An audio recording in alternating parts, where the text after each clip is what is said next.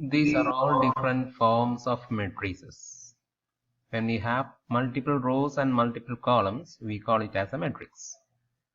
When we compare all these matrices, we can see one thing in common.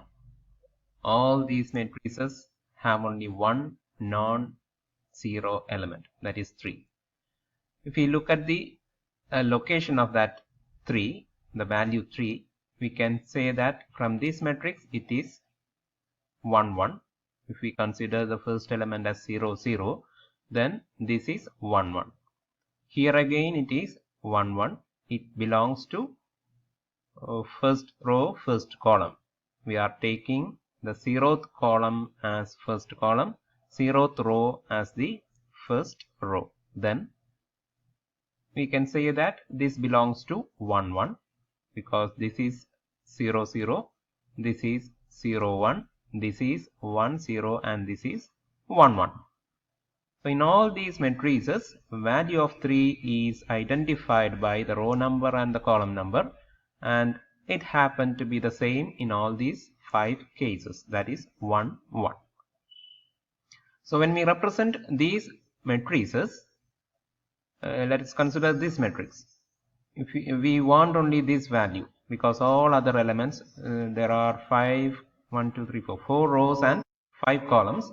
Out of these 20 elements, only one element is non-zero.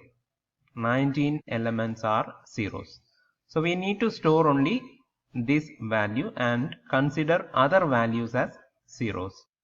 This is to save memory, as well as we can search through the matrix for this non-zero value quickly, because we need to look into only this non-zero value.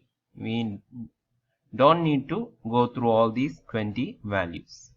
So searching becomes easy, as well as the storage capacity can be minimized.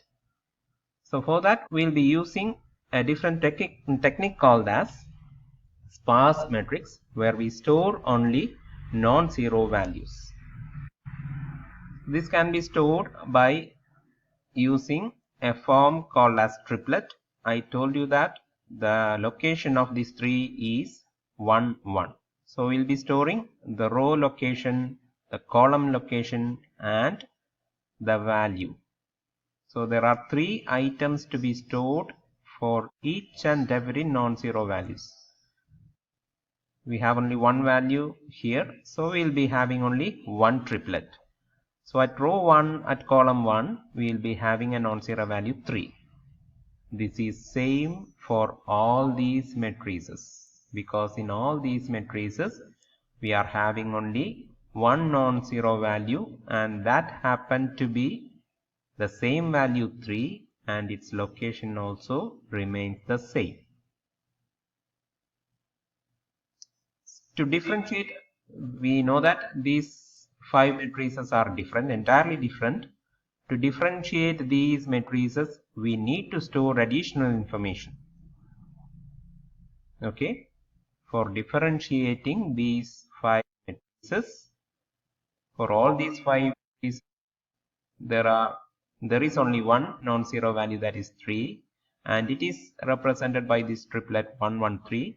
And to make a difference among these, we have to store additional information. For that, we will be using general information about the sparse matrix. When we have majority of values non-zero, the matrix is called as sparse matrix. So to identify a sparse matrix, we have to store additional information besides the triplets associated with each of its non-zero values. So what are the additional information? That is the number of rows in it, number of columns in it, and the number of non-zero values in the matrix. Let us see for this matrix. How many rows are there? There are 2 rows. How many columns? There are 2 columns. And how many non-zero values? Only one non-zero value. So the general information triplet, this is also a triplet. So for this one, this is 1, this is second matrix, third matrix, fourth matrix, and fifth matrix. And associated with all these matrices, we are producing general information, triplet representing general information as shown like this. So with respect to this first matrix, we have 2 rows, 2 columns, and 1 non-zero value. And with this second matrix, we have 3 rows, 3 columns, and 1 non-zero value. And here, third one is we have 3 rows, 4 columns, and 1 non-zero value.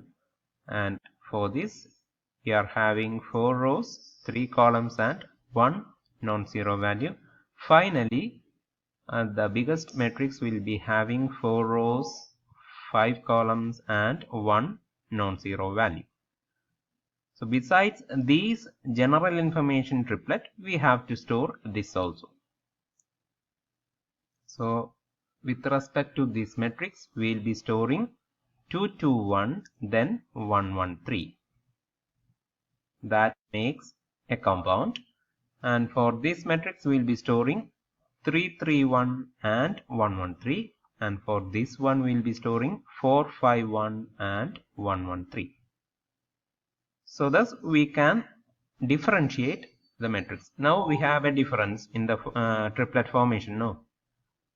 Because for this it is 2, 2, 1 and 1, 1, 3, and for this it is 4, 5, 1 and 1, 1, 3. Hope it is clear to you.